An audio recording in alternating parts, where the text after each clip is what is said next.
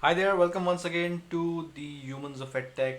My name is Mayuresh, and today we are going to look at the 10 effects of the cognitive load theory.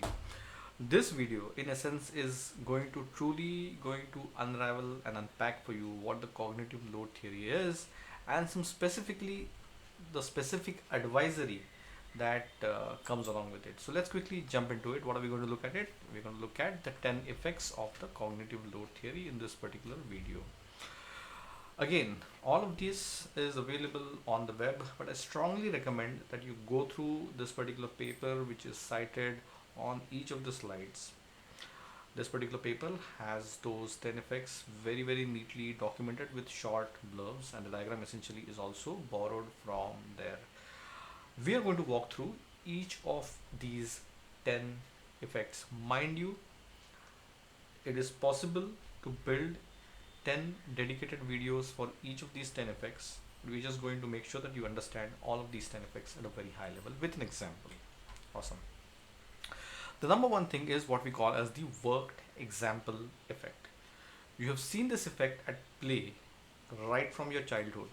In your textbooks, when you were as a kid, in your science and maths textbook, definitely you saw the steps, the step by step solving of a problem, a step by step untangling or balancing of a chemical equation. All of those things is what you saw at different points in time. The basic principle behind this is that you give out smaller pieces of information sequentially so that you're able to put together a very coherent picture of what the larger point is all about over here. The principle number two, the effect number two that we're going to have a look at is what we call as the completion effect.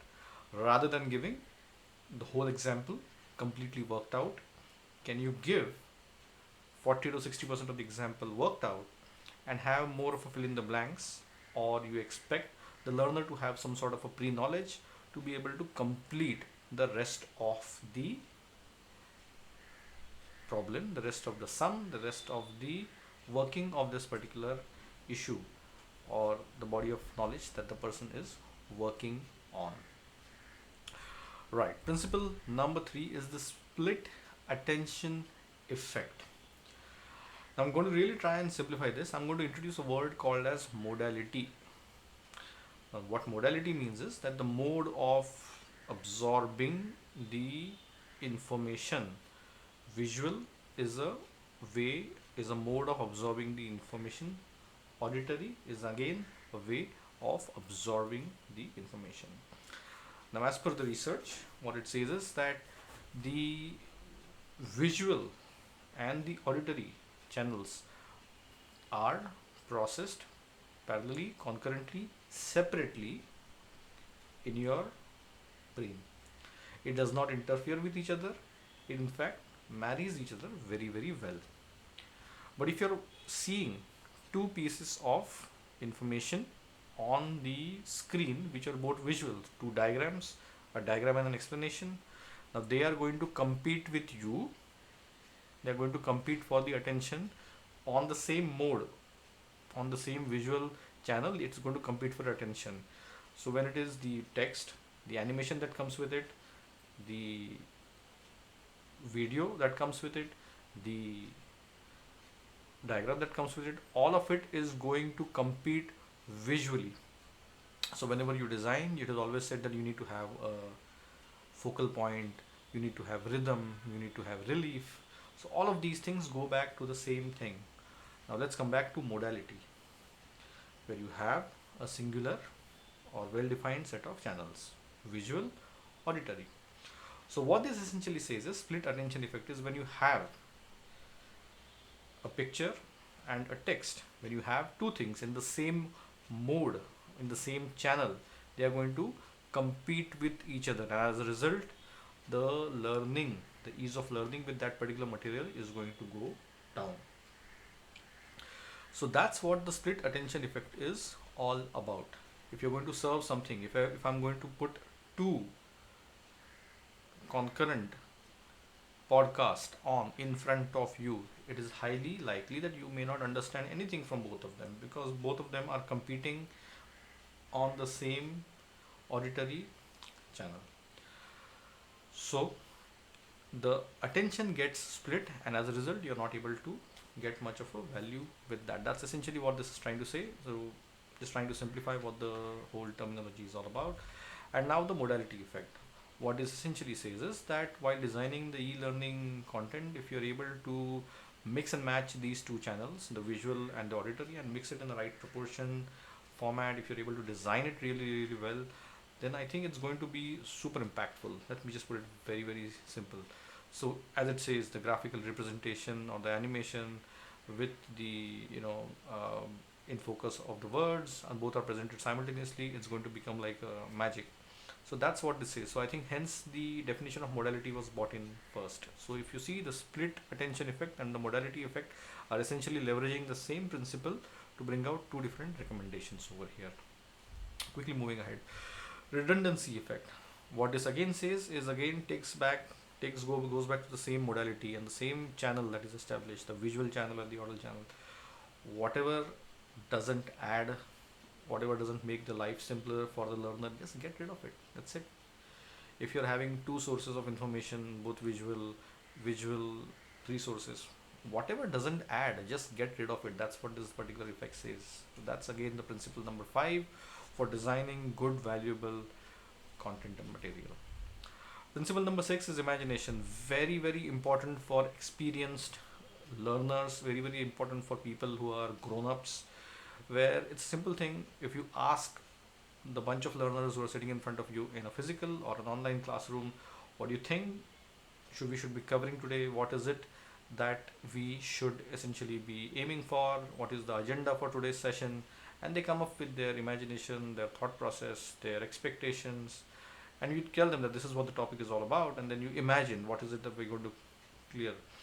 So it kind of almost creates some sort of a expectation, a preset notion about what is essentially going to be covered, and then you actually correct it, then you actually inform the people that this is what we are going to do. So when people go through this particular imagination exercise about the subject matter, then the learning is said to be that much more robust, learning is said to be that much more better. Isolated interacting elements effect. So uh, let me simplify this, and I'm going to just go through the slides quickly from principle 8, 9 and 10, and then again come back to this. So 8 is the experience reversal effect, guidance fading effect, and the goal free effect. And let me just quickly come back to the isolated interacting elements effect. So what this is essentially telling us is that you have again the two modalities or the two channels over here. If you are able to introduce, if you're able to introduce uh, a specific piece of information on a particular channel, and then the next consecutive piece of information on another channel, which is logically in continuation, which aids and adds to the understanding, then it can really really help. And by successively iterating this process, the full understanding can happen. So um, you bring in the body of knowledge, a part of it, in an isolated way, and then you combine it with what is there previously with you, then you again add something, you combine it with previous thing. So it's a iterative process where you kind of bring out the whole thing. So it's a very simple logical common thing that a lot of learners and a lot of instructors all across the globe do, but that's exactly what this particular isolated interacting elements effect is all about. Expertise reversal effect. The reason I went and saw the next three effects and then kind of came back to it is, um, it's very simple. The pre-knowledge, the experience level, the knowledge levels of the learners, and the amount of instruction, the amount of guidance, the amount of direction that the mentor should give the learner has some sort of a relation. If the learner has no background, no information, no knowledge about the body of knowledge, then the mentor is expected to go to the absolute basics and bootstrap it from there, and that would be the most effective way of doing it. So And if the learner already has quite a good level of knowledge, the learner is the intermediate level knowledge, then it would be counterproductive, counterintuitive to actually start with the basics. You actually want to start with something of an advanced topic and an intermediate topic to hook the attention and to have the learning outcomes and to deliver and generate value in the whole sessions. So I just want to pinpoint that the expertise over here is not the absolute expertise of the learner or the absolute expertise of the mentor, but expertise is that level of knowledge in that narrow field or topic or domain or subject, or maybe the session that we're talking about. So the expertise reversal effect typically happens when there is a mismatch between what the mentor is offering and when what the learner essentially is expecting. So you really need to understand where is your learner, and their existing knowledge levels and their pre-knowledge is something that you have to have a very good understanding of. Similarly, the guidance feeding effect is that as you are working with a cohort, their knowledge levels is very low, the knowledge level keeps on increasing, their expertise keeps on increasing. So as the expertise goes up, the level of instruction, the level of guidance, the level of hand holding has to come down. So there is an inverse relationship between these two things: the amount of expertise and the level of guidance that needs to be given out has an inverse relationship, and it has to be appropriately be modulated. And lastly is the goal free effect. At a lot of times we have the means and ends kind of thing, that this is the problem statement that you need to optimize for, this is the goal that you need to meet, and this is what you need to achieve with respect to a problem solving session or anything. Many a times you will essentially be focused on, even in a real life situation, on some non-specific goals, and sometimes simulating that in that whole scenario of having a non-specific goal actually leads to a better learning outcome. And that is what this goal free, there is no goal, all the goal is, I would say, uh, broader or much more nebulously designed. So goal free effect is essentially when you simulate that kind of a scenario in a classroom, online or physical, it actually leads to a better learning outcome. A lot of brainstorming based open-ended questions, something that is a matter of policy, public debate, discourse, politics, and all those matters where the learning component has to come in, where you want to encourage students to develop and generate an independent point of view by bringing together their pieces of knowledge. A lot of these techniques can be very effectively used in those fields. That's just one of the examples. It's used in multiple different places. Great, awesome. I hope this helps. And this was like a very simple introduction to the 10 effects of what are some of these effects under the cognitive load theory. Follow us on the blog, and the address is right here.